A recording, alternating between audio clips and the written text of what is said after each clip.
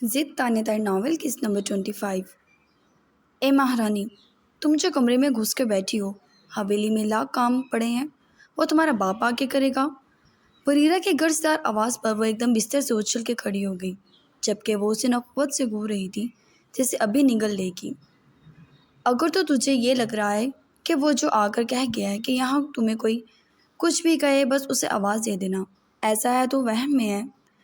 यह हवेली तुम जैसे लोगों के लिए कैद खाना है, समझी? अब उठ।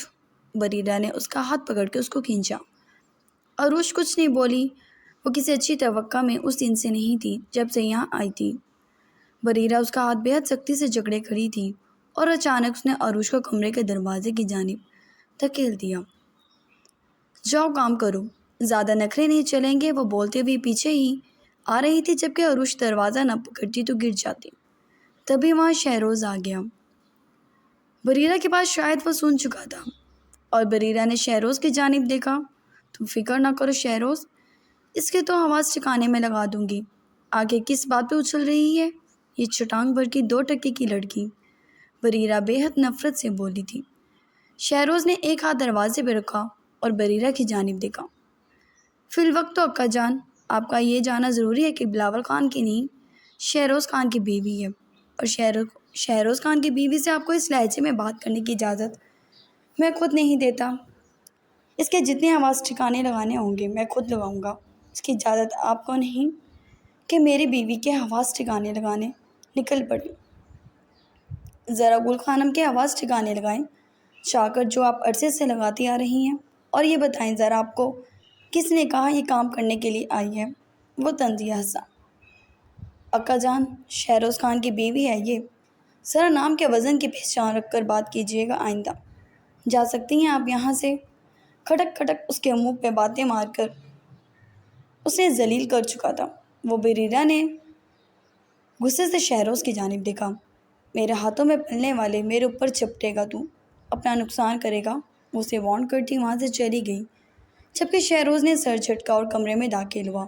जबकि अरूश बिना कुछ बोले वॉशरूम की जानिब जाने लगी थी कि शहरोज़ ने उसका हाथ जकड़ लिया। अपनी अहमियत का अंदाज़ा हुआ? कभी तुम्हें किसी ने दी इतनी अहमियत? वो तंजिया मुस्कुराता उसकी जानिब देख रहा था, जो उसकी जानिब निगाह भी नहीं उठा रही थी। मुझे आपके नाम से मिलने वाली हर अहमियत से नफरत है। वो आहिस्तगी से उसे बेगानगी से देखती गई कह गई, जबकि उसे बिल्कुल फ़र्क ना पड़ा किसी बात का। और सच तो ये था कि उसका ये रवैया शहरोज़ को छेड़ रहा था। उसने एकदम उसे अपनी जानिब खींचा और अरूश सीधा उसके चौड़े सीने से आ लगी। समझती क्या हो तुम अपने आप को? क्या साबित करना चाह रही हो मुझ पर ये एटीट्यूड दिखाकर? तुम मेरी तवज्जो हासिल करना चाह रही हो? मगर ये बुरी ट्रिक है। कुछ नया करो। आज तक शहरोज़ खान ने औरत का इस्तेमाल किया है, उससे मोहब्बत नहीं, क्योंकि मोहब्बत औरत के काबिल ही नहीं, मुंह खोलने के लिए ज़ुबान होती ही नहीं। मर्द की जूते की हैसियत रखती है औरत, और तुम जानबूझ के ये हरकतें कर रही हो। मेरी तवज्जो हासिल करना चाह रही हो? उसका मुँह जगड़ता बरहमी से बोला, जबकि अरूश की आंखें भीगी। वो तल्खी से मुस्कुराई। मैंने आपसे ज़्यादा घटिया मर्द नहीं देखा आज तक। मेरा दम घुटता है आपकी तवज्जो देखकर भी घुटन होती है। और आप अपने नाम से मुझे ये जो इज़्ज़त देना चाह रहे हैं, ये मेरे लिए सांप की मानिद है जो मुझे रोज़ डसेगा। मुझे आपके तोबस से कुछ नहीं चाहिए। वो पंकारी, जबकि शहरोज़ ने दांत पीसते हुए खींच कर उसके मुंह पे थप्पड़ मारा और वह घूम कर पीछे बैठ कर जा गिरी। अगर तो तुम ये समझ रही हो कि मैं तुम्हें सर पर चढ़ा कर रखूँगा तो बहुत गलत है, और अगर ये समझ रही हो कि मैं तुम्हें छू नहीं सकता तो तब भी तुम वहम में हो। अपनी ज़ुबान को लगाम दो, वरना हशर बिगाड़ भी सकता हूँ। वो उंगली उठाता उसे वार्न कर रहा था। आप सब कर सकते हैं शहरोज़ खान, आपके लिए कुछ मुश्किल नहीं, लेकिन आप कभी किसी के दिल की ख्वाहिश नहीं बन सकते, जैसे बख्तियार लाला हैं। वो लोगों के दिल की ख्वाहिश है, और शायद हर लड़की के दिल की ख्वाहिश है। उनके जैसा मर्द हर लड़की को चाहिए होते हैं, जो इज़्ज़त की चादर सर पर ओढ़े और किसी लुटेरे को बिना डरे उसकी औकात याद दिला दे। दर हकीकत वो मर्द है। आप तो सिर्फ लुटेरे हैं जो लूट माल कर चला जाता है। आप में और एक असल मर्द में बहुत फ़र्क है। भीगे लहजे में वो बिना रुके उसे थप्पड़, हकीकत का थप्पड़ मारकर साकित छोटी वहाँ से भाग उठी थी, कहीं वो अगला थप्पड़ उसके मुंह पे दोबारा रसीद ना कर दे। शहरोज़ ने شہروز نے مٹھیاں بھینچ لیں اور عروش کے الفاظ دل میں ہتھوڑے کی مانند برسنے لگے تھے۔ اس نے واش روم کے دروازے کی جانب دیکھا اور ایک کھینچ کر لات ماری۔ وہ دیوار سے چپکی سی ریئیکشن کی منتظر تھی۔ دل تھام کر اس نے دروازے کی کنڈی کی جانب دیکھا۔ تمہیں میں بخوبی بتاتا ہوں اصل مرد کی اصل ڈیفینیشن، وہ گرایا۔ عروش نے اپنی ہتھیلیوں میں ناخن اتار دیے تھے، کچھ خوف کے زیر سے، جبکہ شہروز ایک اور لات مارتا وہاں سے چلا گیا۔ عروش کو اس کے قدموں کی آہٹ دور جاتی ہوئی محسوس ہوئی تو دروازہ ہلکا سا کھولا۔ باہر کوئی نہیں تھا۔ وہ دوڑ کے دروازے تک پہنچی اور دروازہ لاک کر دیا۔ اور اس نے کچھ زیادہ سنا چکی تھی، کہیں وہ اس کے ماں باپ کو کچھ نہ کرے۔ خوف کی لہر اس کے وجود میں دوڑی، لیکن نہیں، وہ اب کچھ نہیں کر سکتا کیونکہ بختیار جانتا ہے کہ حفاظت کس طرح کرنی ہے۔ اگر اس دن بختیار گاؤں میں ہوتا تو شہروز تو کیا، اس کے گاؤں سے اس کے ہی گاؤں کی عورت کو اٹھا کر لے جاتا۔ شاید وہ اسے چیڑ ہی دیتا، لیکن وہ شہروز سے ڈر رہی تھی۔ وہ بے رحم آدمی تھا، وہ کچھ بھی کر سکتا تھا۔ تن فن کرتا وہ مردان خانے سے گزرنے لگا کہ اکبر خان کی آواز پہ رکا۔ اور کتنے دن یہ ڈرامہ کرنا ہے تم نے؟ بختیار کو اس کی عورت واپس کر دو، میں مزید جنگ نہیں چاہتا۔ وہ سنجیدگی سے بولے۔ وہ ایڑیوں پر پلٹا اور طنزیہ مسکرایا۔ یہ میرا مسئلہ ہے ڈیڈ، اور آپ کو کس نے کہا کہ میں اسے یہاں واپس بھیجنے کے لیے لایا ہوں؟ وہ سینے پہ ہاتھ باندھتا ان سے پوچھنے لگا۔ شہروز، مجھے صرف اس بات کا جواب دو، یہ سب کر کے تمہیں کیا مل رہا ہے؟ ہم جانتے تم عروش میں انٹرسٹڈ نہیں ہو، پھر اس کی جان چھوڑ کر اپنی زندگی پر فوکس کیوں نہیں کر رہے؟ بلاول عاجز آتا بولا، جبکہ اس نے ہاتھ بلند کیا اور جیسے ٹوک دیا ہو کہ مزید کوئی بات سنے گا نہیں۔ اب تو اسے زیادہ مجھے کسی چیز میں انٹرسٹ نہیں۔ وہ مٹھیاں بھیجتا سوچتا وہاں ان دونوں کو دیکھنے لگا۔ میرے بارے میں مت سوچیے، اور سوچ ہوئے کھا کے بلی حج کی طرف جا رہی ہے تو اچھی بات ہے، مگر اکیلی ہی جائے، دوسروں کو گھسیٹنے کی ضرورت نہیں ہے۔ وہ باپ کو دیکھتا طنز پھینکتا وہاں سے نکلا۔ شہروز اکبر خان کی آواز کو بالکل ہی نظر انداز کرتے وہ اپنی جیپ میں سوار ہو گیا۔ بلیک گوگلز لگائے، سفید کڑکتے سوٹ میں کافی ہینڈسم لگ رہا تھا، جبکہ چہرے پر سرخی الگ تھی۔ عروش کے الفاظ کانوں میں گونج رہے تھے۔ آج اس نے شکار پر جانا تھا، ورنہ اسے اچھی طرح سمجھا دیتا کہ دلوں پر راج کیسے کیا جاتا ہے۔ کیا وہ نہیں جانتا؟ وہ پرسوچ ہوا۔ خان صاحب کس گہری سوچ میں مشغول ہیں۔ اس کے دوستوں نے اسے خاموشی سے بیٹھتے سوچتے دیکھا تو شانے پہ ہاتھ مار کر سوال کیا۔ نہیں، وہ سرنفی میں ہلا گیا۔ موڈ ہی نہیں تھا اس کا کسی سے بات کرنے کا۔ تم لوگ جاؤ، میں فی الحال کہیں نہیں جا رہا۔ اس نے ڈرائیور سے گاڑی رکوائی اور بولا۔ عجیب منتشر سی سوچیں چل رہی تھیں اس کے ذہن میں۔ یا شہروز، وہ احتجاجی لہجے میں بولے، پھر کبھی۔ اس نے ان سب کو اتروایا اور اپنی جیپ ڈرائیور سے کہہ کر وہ اپنے فارم ہاؤس کی جانب لے چلا۔ آئے دن نئی لڑکی اس فارم ہاؤس پہ ہوتی تھی، اور عروش کی ضد چڑھنے سے پہلے وہ اندر داخل ہوا۔ وہ اپنے ملازم سے کہا کہ وہ کسی بھی لڑکی کو اس کے کمرے میں بھیج دے۔ ملازم نے سر ہلا کر اس کے حکم کی تعمیل کی تو وہ عورت طوائف تھی، شہروز کے روم میں داخل ہو گئی۔ وہ اس طرح پہ کیفیت میں صوفے پہ پھیل کر بیٹھا، ٹانگ جھولا رہا تھا۔ اچانک کمرے کا دروازہ کھلتے ہی مہرین کمرے میں داخل ہوئی اور اٹھلاتی ہوئی اس تک پہنچی اور اس کے صوفے کے بازو پر ایسے بیٹھی گویا اسی پہ بیٹھی ہو۔ شہروز نے سگریٹ پھینکی اور اس کے بال جگڑ کر اس کا چہرہ اپنے چہرے سے قریب کیا اور ذرا بھر فاصلے پر رک گیا۔ بیزاریت سی ہوئی اور اس کا خیال دماغ میں آیا۔ وہ جھنجھلا کر دوبارہ زبردستی اس کے چہرے پہ جھکنے لگا اور پھر ذرا بھر فاصلے پر رک گیا۔ واٹ دا ہیل، یہ کیسی لپسٹک لگا رکھی ہے؟ وہ چلایا، جبکہ مہرین حیران ہوتی آئینے میں خود کو دیکھنے لگی۔ وہ بالکل اسی طرح کھڑی تھی جیسے وہ خواہش کرتا تھا۔ صاحب، لگتا ہے دل میں کوئی اور ہے، تو آپ چھو کسی اور کو نہیں سکتے۔ مہرین ہنسی، وہ پیشانی پہ تھیلی ڈالے اسے دیکھنے لگا۔ بکواس بند کرو اور دفع ہو جاؤ۔ وہ سرخ نظروں سے اسے دیکھتا چیختا، جبکہ مہرین ترنت وہاں سے غائب ہوئی۔ اس شخص کا کوئی بھروسہ نہیں تھا، سارا سامان اس کے منہ پر دیکھ کر مار سکتا تھا۔ اس نے ایک اور سگریٹ سلگائی اور سر جھٹکا۔ دل میں؟ یہ دل کیا ہوتا ہے؟ عورت کبھی دل میں نہیں اترتی۔ بکواس باتیں کرا لو بس۔ وہ خود سے ہی بول رہا تھا۔ وہ کمرہ جہاں ایک بے حیائی کا کھیل چلنے والا تھا وہاں اس کھیل کے کھلاڑی سر چڑھ کے اپنی کیفیت سے لڑ رہا تھا اور اچانک اس نے اپنے ملازم کو آواز لگائی جو دوڑ کر آیا تھا۔ حویلی جاؤ اور عروج کو لے آؤ، اور یاد دہانی رکھنا اب وہ عام لڑکی نہیں، بیوی ہے شہروز خان کی۔ وہ بولا تھا لہجے میں تنبیہ دی۔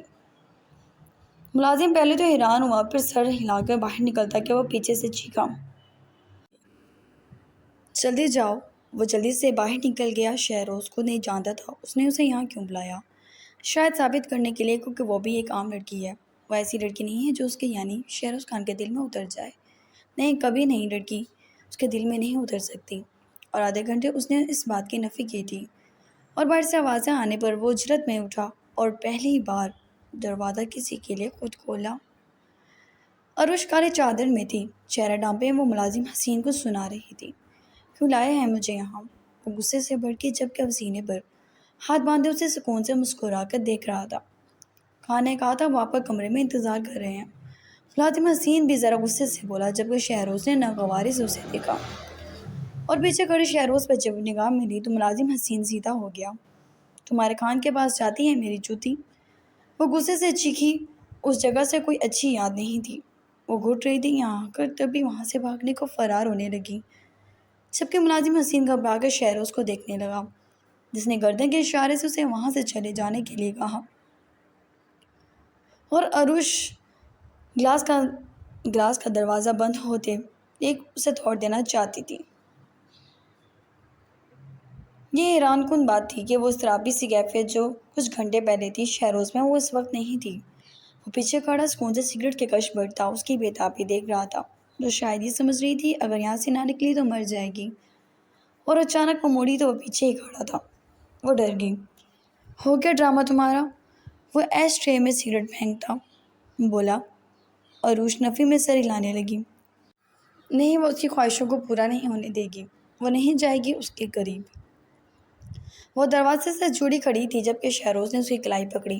چلو، وہ اسے کمرے میں لے جانے لگا۔ کبھی نہیں، وہ غصے اور بے بسی کے احساس میں تھی۔ فضول ضد نہ باندھو مجھ سے، وہ گرایا، پہلے ہی بہت بول چکی ہو اور میں سن بھی چکا ہوں، اپنی زبان کو لگام ڈالو اور چلو۔ اس نے اسے گھسیٹا۔ نہیں، میں نہیں جاؤں گی کہیں۔ اس نے جھٹکے سے اپنا ہاتھ چھڑانا چاہا مگر گرفت پکی تھی۔ شہروز نے گہرا سانس اندر کھینچا۔ یہ بڑی بات ہے عروج، میں تمہیں برداشت کر رہا ہوں، اس وقت جو میری خواہش ہے وہ تم ہی پوری کرو گی، اور کیا تکلیف ہے تمہیں؟ اب تو میری بیوی ہو تم۔ وہ غصے سے گلاس فال پر ہاتھ مارتا بولا، جبکہ وہ سرخ نظروں سے دیکھنے لگی، اور میں آپ کو اپنا شوہر نہیں مانتی اور نہ ہی آخری سانس تک مانوں گی۔ معلوم نہیں اس میں اتنی ہمت کہاں سے آ جاتی تھی اس کے سامنے، یا اب اسے ڈر کم لگنے لگا تھا۔ شہروز نے اس کا اڑیل پن دیکھا تو غصے سے اسے گھسیٹ کے کمرے میں لے جانے لگا۔ آخر کو اپنی طاقت کا احساس اسے بخوبی کرانا تھا۔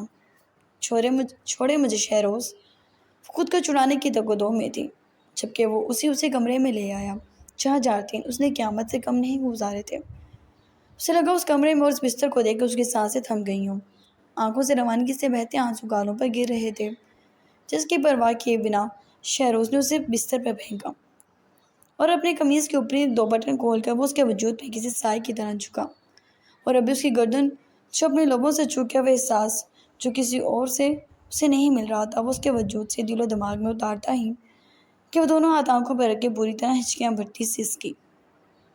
پلیز شہروز خان، مجھے یہاں مت رون دو، میں مر جاؤں گی۔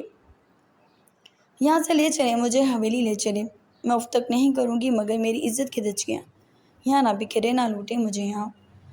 وہ پھوٹ پھوٹ کر روتی ماضی کی تلخ یاد کو بھلاتے ہوئے بولی۔ اس کے لب کانپ رہے تھے جبکہ شہروز جھٹکے سے دور ہوا اور اس کے بال جگڑ کر اسے اٹھایا۔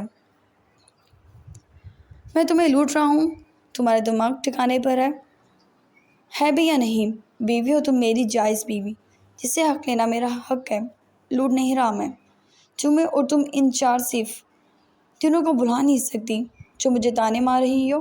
اس کے بالوں سے ہی اس کو جھنجھوڑتا چیخا، پریورش کو کسی کے بستر کی زینت بنا دیں اور اسے شادی کرا دیں اور پھر کہیں کہ 4 دن ہی تو تھے، تم بھول جاؤ، اب تو اس کی بیوی بن گئی ہو۔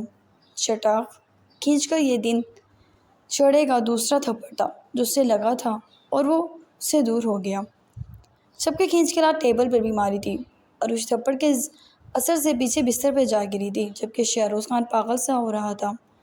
ٹھیک ہے چلو حویلی، اس نے اس کا ہاتھ جکڑ کے گھسیٹا اور اسے باہر لے جانے لگا۔ وہ باہر لایا اور اسے اپنے جیب میں تقریباً پٹکا اور اس نے چادر سے خود کو ڈھانپنے کے ساتھ چہرہ بھی ڈھانپ لیا۔ کبھی لوگ تھپڑوں کے نشان دیکھتے اسے روتا دیکھتے۔ شہروز نے ترچھی نظروں سے اسے دیکھا اور پہلی بار گاڑی خود ڈرائیو کرنے لگا، ورنہ اس کے ڈرائیور ہی اتنے تھے۔ ڈرائیور دوڑ تک اس تک پہنچا جس کو ہاتھ کے اشارے سے روکتا۔ وہ جیپ آگے بڑھا گیا، جبکہ ہلکی ہلکی سوں سوں اٹھ رہی تھی۔ اب رونا بند کرو گی؟ وہ غصے سے بولا۔ آپ کا مسئلہ ہے؟ آپ تو اپنے کام کے لیے جا رہے ہیں، اب میں روں یا کچھ بھی کروں آپ کا مسئلہ نہیں ہے۔ وہ بھی گرائی۔ بے ساختہ شہروز کے لبوں پہ مسکراہٹ پھیل گئی۔ ویسے عجیب مسنی تھی، جب سے بیوی بنی تھی سر پہ چڑھ رہی تھی۔ وہ بڑبڑایا اور اس نے نہ چاہتے ہوئے بھی اسے گھورا اور رخ موڑ کر بیٹھ گئی۔ کچھ کھایا پیا بھی ہے یا میرے ہاتھوں سے مرنے کا ارادہ ہے؟ وہ لاپرواہی ظاہر کرنا چاہتا تھا مگر پھر بھی پوچھ بیٹھا۔ آپ مجھے مار دیں، آپ کا احسان ہوگا مجھ پر، آپ کے دل کو سکون بھی مل جائے گا۔ وہ ترقی بولی جبکہ وہ گردن ہلا گیا۔ عجیب دن ہے، صبح سے میرے دل کی باتیں ہو رہی ہیں، اس نے سر جھٹکتے ہوئے کہا، اور اس کا بس نہیں چل رہا تھا اس جیب سے اتر کر بھاگ اٹھے، جبکہ شہروز نے ایک جگہ گاڑی جھٹکے سے روکی۔ کھانے کے اشتہا انگیز خوشبو نے عروش کے اندر بھوک کا احساس بڑھا دیا، جبکہ وہ کچھ کھائے پیے بنا ہی تھی۔ بریرہ نے اسے کسی چیز کو ہاتھ لگانے نہیں دیا تھا۔ شہروز نے ہاتھ پر بندی ریسٹ واچ پر وقت دیکھا۔ 3 بج رہے تھے۔ ویسے تو تمہارا پیٹ بھرا ہوا ہونا چاہیے، وہ پرسوچ لہجے میں بولا۔ آپ کی جیسی ایک اور خاتون بھی ہیں وہاں، وہ مجھے کھانے کو چھونے نہیں دیتی، میں واقعی مر گئی تو قاتل بھی ہو جائیں گے، اتنے گناہ لے کے جائیں گے تو دوزخ بھی قبول نہیں کرے گی آپ کو۔ وہ پھنکاری اور جیب سے ہمت کرتی خود ہی اتر گئی۔ شہروز بے ساختہ پیشانی پہ ہاتھ مار گیا، ہاتھ پھیرا اور پیشانی پہ نمی دے کر اسے جھٹکا لگا تھا۔ کیا اس نے اس کے پسینے چھٹوا دیے تھے؟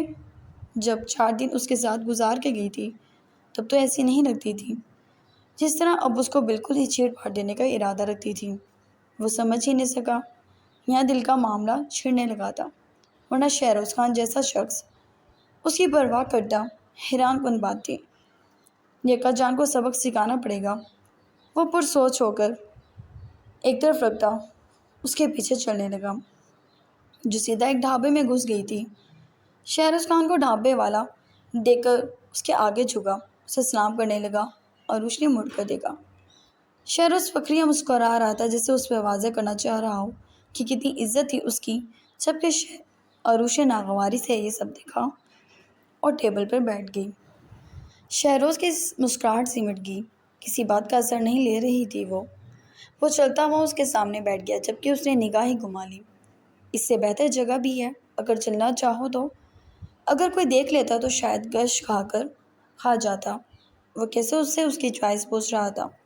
آپ نے یہاں گاڑی روکی، خود روکی ہے، صرف مجھے بھوک لگ رہی ہے، خود مجھے نہ محلوں میں کھانے کی عادت ہے اور نہ ہی ہوٹلوں میں کھانے کی۔ وہ گرجی تو وہ لب دبا گیا۔ کوئی بات مجھے سنائے بنا بھی ہو سکتی ہے، زیادہ سر پہ مت چھوڑو۔ وہ غصہ دکھانے کی ناکام کوشش کرنے لگا، جبکہ عروش نے کوئی اثر نہیں لیا، نہ ہی جواب دیا، اپنی انگلیوں سے کھیلنے لگی جیسے اس سے قیمتی کوئی کام نہیں۔ خان کیا لیں گے؟ شہروز کو دانت پیس کر اسے پوچھ رہا تھا۔ اچانک ڈھابے کے مالک کو بڑے مؤدب ہو کے پوچھتے دیکھ اس نے شہروز کی جانب دیکھا۔ ان سے پوچھ لو، کبھی پھر مجھ پہ تانے اور طنز کی برسات کرنا شروع کر دے، وہ بولا، جبکہ وہ آدمی عروش کی جانب دیکھ رہا تھا۔ مجھے 2 پراٹھے، انڈا اور چائے لینی ہے بس۔ جی دیسی گھی کی کڑھائی بھی ہے، پلاؤ بھی ہے۔ وہ آدمی اور بھی چیزیں بتانے لگا، پراٹھا، انڈا اور چائے۔ وہ آنکھیں نکالتی بولی، جبکہ شہروز نے اس آدمی کو ٹوک دیا۔ دماغ میں گرمی چڑھی ہے، زیادہ بات نہ کرو، جاؤ لے آؤ، وہ بولا۔ عروش پھر سر جھکا گئی۔ کھانا آپ کیا لیں گے؟ جی بکرے کی کڑھائی اسپیشل آپ کے لیے بنوا لیتا ہوں، وہ آدمی بولا، جبکہ شہروز کا دل ہی نہیں کیا کچھ کھانے کا۔ نہیں مجھے بھوک نہیں، اس نے کہا، اور مزید وہ آدمی تردد کرتا کہ ہاتھ اٹھا کر روک دیا، اور ابھی وہ فضول بولتا کہ عروش نے اس کی جانب دیکھا اور نہ چاہتے ہوئے بھی وہ زبان دبا گیا۔ وہ آدمی جلدی سے وہاں سے ہٹا۔ شہروز سر تھام کر بیٹھ گیا۔ یہ سب وہ کیا کر رہا تھا؟ نہیں، کر کیا رہا تھا وہ؟ عروش پہ سر جھکائے بنا بات کیے بیٹھی تھی، جبکہ شہروز اب اس کی جانب دیکھنے لگا۔ اس کے گال سے ہلکی سی چادر ڈھلک گئی تھی۔ شہروز کے تھپڑ کا نشان اس کے گورے گال پر واضح تھا۔ شاید کبھی اتنی توجہ سے اسے نہیں دیکھا تھا، نہ ہی ان 4 دنوں میں جن میں وہ اس کے ساتھ رہ کر گئی تھی، لیکن اس وقت اس کی آنکھیں اور اس کی گہری پلکیں، اس کا چمکتا رنگ، وہ پریشان ہو اٹھا۔ وہ جیسے عروش نے اسے گھورا تو وہ نگاہیں بیٹھ گیا اور تڑنت احساس ہوا کہ وہ اس سے ڈر رہا تھا کیا؟ اس نے پھر سے اسے دیکھنا چاہا، مگر عروش اب بھی اسے گھور رہی تھی اور اس کے جھیل سی براؤن آنکھوں میں دیکھ نہیں پا رہا تھا۔ وہ اف غصے سے تپ ہی گیا تھا اس احساس سے۔ 15 منٹ میں اس کا ناشتہ اس کے سامنے تھا۔ نہ ہی وہ ایسا ناشتہ کرتا تھا اور نہ ہی چائے پیتا تھا۔ اس کے ملازموں کا ناشتہ تھا یہ، اور وہ اس کی بیوی ہو گئی ناشتہ کر رہی تھی۔ اس نے شہروز کی جانب ایک لمحے کے لیے بھی نہیں دیکھا اور وہ سکون سے ناشتہ کرنے لگی۔ اللہ کا شکر ادا کر کے لقمہ حلق میں گیا تو جسم میں توانائی سی بھر گئی۔ وہ بہت رغبت سے تینوں چیزیں کھا رہی تھی اور اتنی رغبت سے شہروز اسے دیکھ رہا تھا، کیوں معلوم نہیں تھا، مگر یہ جو دل تھا جس کا احساس آج ہی ہوا تھا کہ سینے میں کوئی اور شے بھی ہے جو دھڑکنا جانتی ہے، وہ احساس اسے نگاہیں پھیرنے نہیں دے رہا تھا۔ اس کے ہلتے لب اور ان لبوں کی ہلکی ہلکی سرخی اس نے شاید کبھی پہلے نوٹ نہیں کی تھی۔ اچانک عروش نے ٹیبل پہ ہاتھ مارا اور چونک کر اسے دیکھنے لگا، جبکہ وہ غصے سے اسے دیکھ رہی تھی۔ اگر آپ کو کھانا ہے تو اپنا منگوا لیں، وہ بھڑک کر بولی۔ میں یہ غریبوں کا کھانا نہیں کھاتا، خود ہی کھاؤ، وہ سر جھٹک کر بولا۔ عروش آنکھیں سکیڑ کے دیکھنے لگی، جبکہ شہروز خون سے مسکرا رہا تھا، کیونکہ اس وقت اس کے پاس کوئی جواب نہیں تھا۔ وہ دوبارہ کھانا کھانے لگی۔ جب تک وہ کھاتی رہی شہروز اسے دیکھتا رہا، اور اس نے سکون سے 2 پراٹھے کھائے تھے، کچھ زیادہ ہی کھاتی تھی۔ اس نے ایک پل کے لیے سوچا اور عروش نے سر اٹھایا تو اس نے چہرہ موڑ لیا۔ پیسے بتاؤ مجھے، اس آدمی سے پوچھنے لگا۔ کیسی باتیں کر رہے ہیں خان، آپ سے اور پیسے؟ کبھی نہیں جی، بالکل نہیں۔ عروش تنزیہ مسکرائی اور اٹھ گئی۔ وہاں ایک ٹوٹی لگی تھی، جھک کر ہاتھ دھونے لگی، جبکہ شہروز کو اس تنزیہ مسکراہٹ پر شدید تپ چڑھی۔ ایک کنپٹی پہ تھپڑ جڑ دوں گا اگر مزید مجھے عزت دینے کی کوشش کی، وہ پھنکارا۔ وہ آدمی ہونک کے رہ گیا۔ پکڑو اسے، اس نے وہ پیسے اس کے ہاتھ میں دھرے اور عروش مڑ کر اس کو دیکھنے لگی۔ شہروز نے اس کا شانہ تھپتھپایا۔ حق ہے تمہاری محنت کا، رکھو تم، اس کے سامنے بات بنا کر کہتا پلٹا اور اپنے گوگلز نکال کے چہرے پہ سجا لیے۔ ایک پل کے لیے، بس ایک پل کے لیے اس نے سوچا تھا کہ وہ کیسا انسان تھا، پھر بھی اتنا خوبصورت کیوں؟ وہ پھر سر چٹک کر وہ جیپ میں سوار ہوگی۔ جیسے وہ چڑھی تھی، شہروز نہ چاہتا ہے وہ بھی ہنسی رو گیا۔ اب بھی اندر جانے اس کا خوف ہی تھا جو شہروز کو لگ چکا تھا۔ وہ بیٹھ گئی، چہرہ پھر سے چھپا لیا۔ شہروز نے کوئی بات نہیں کی اور گاڑی حویلی کی جانب چلنے لگی۔ ابھی حویلی کے قریب ہی پہنچے تھے کہ وہ ایک دم چیخی، ایک منٹ، اس نے جھٹکے سے جیپ روک گئی تو وہ جلدی سے اتر کے بھاگی۔ اس نے آگے ہو کر دیکھا کہ کہاں جا رہی ہے تو وہاں ایک بکری کا بچہ تھا، جسے اگر گاڑی نہ روکتے تو وہ اس کے نیچے کچل جاتا۔ اس نے بکری کا بچہ گود میں اٹھا لیا۔ شہروز کی پیشانی پہ بل پڑے، جبکہ اس کا مالک بھی دوڑ کر پہنچ گیا۔ معافی چاہتا ہوں خان، یہ آپ کی راہ میں آ گیا۔ فہد میں حویلی کا ملازم تھا، اسے معافی مانگتا بولا، جبکہ شہروز جیپ سے اترا۔ ابھی عروش کچھ کہتی، اس نے بکری کا بچہ اسے چھین کر اس آدمی کی جانب اچھال دیا اور ہاتھ جوڑے اور ہاتھ جھاڑے، جبکہ عروش اس بے رحمی پر اسے دیکھنے لگی۔ سنبھال کر رکھو اپنی چیزیں، وہ پھر بھی نارمل لہجے میں کہتا، اس کا ہاتھ پکڑتا اسے دوبارہ جیپ میں بٹھاتا۔ سنجیدگی سے خود بھی سوار ہو گیا۔ یہ کیا طریقہ تھا؟ عروش گھوم کر اسے دیکھنے لگی۔ چپ ہو جاؤ، سر کھا رہی ہو میرا، وہ غصے سے بولا۔ بے رحم ہیں آپ، بہت بے رحم۔ وہ نم نظروں سے اسے دیکھنے لگی۔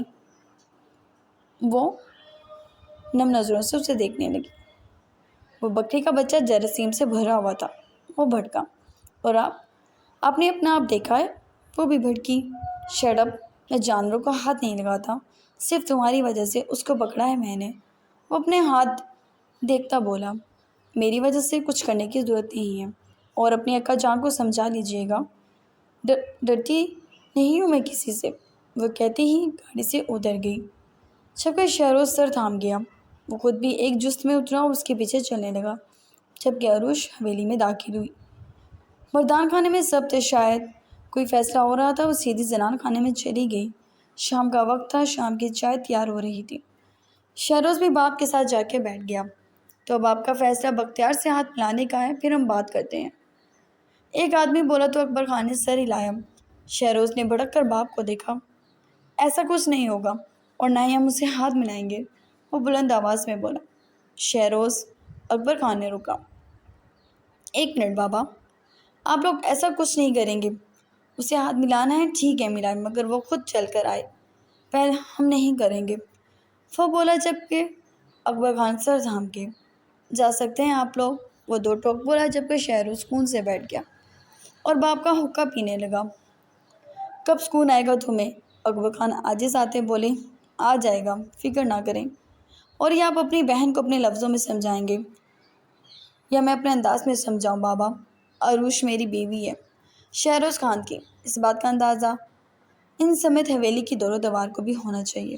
اگر آپ انہوں نے عروش کے کسی معاملے میں ٹانگ اڑائی تو مجھ سے برا اس گاؤں میں کوئی بھی نہیں۔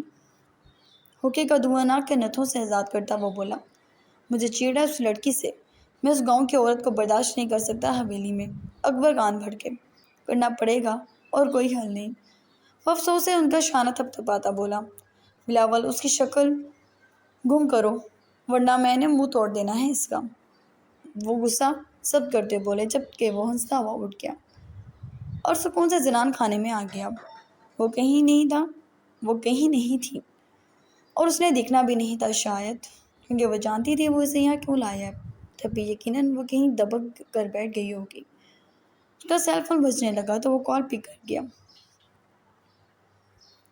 درخنے فریش ہو کر کبرڈ میں لٹکی لباس میں سے ایک گلابی رنگ کا جوڑا نکال کر پہن کر ہلکا سا تیار ہو کر نیچے آ گئی۔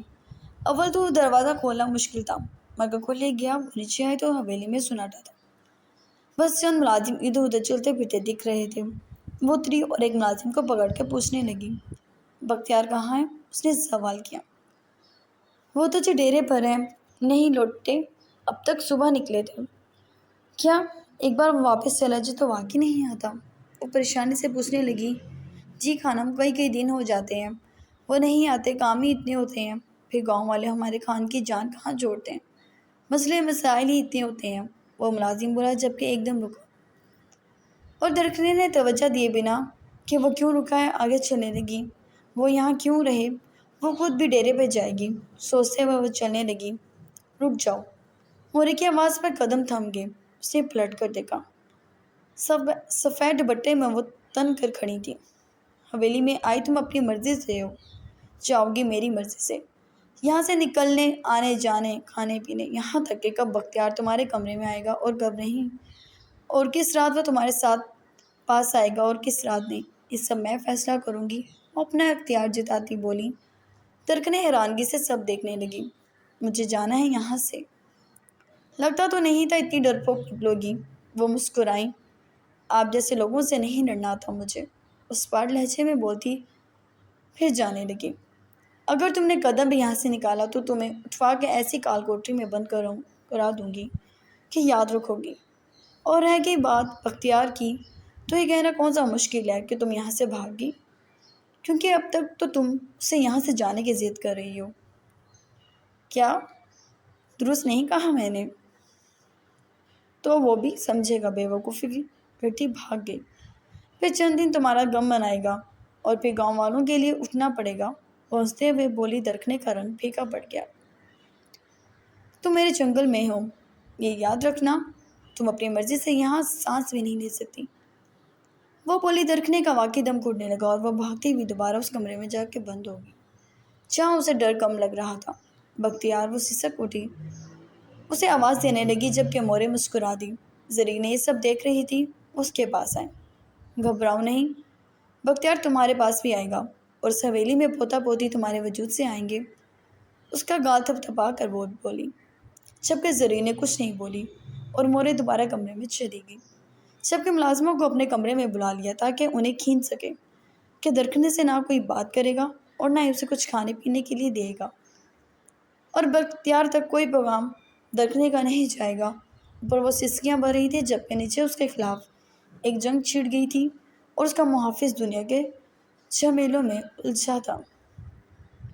رات گہری ہو چکی تھی، وہ ڈیرے پر ہی سونے لگا کہ اچانک اٹھ کھڑا ہوا۔ پورا سنجیدگی سے دیکھ رہا تھا۔ شٹ خان، مار دے گی وہ مجھے۔ وہ جلد سے چادر اپنے اوپر لپیٹ کر موڑا۔ مار ہی دینا چاہیے ایسے لاپرواہ انسان کو تو۔ مراد بھی بولا، تم تو اپنی بکواس بند کرو۔ وہ گھوڑ کر تیز تیز قدم اٹھاتا وہاں سے حویلی کی جانب چلا گیا۔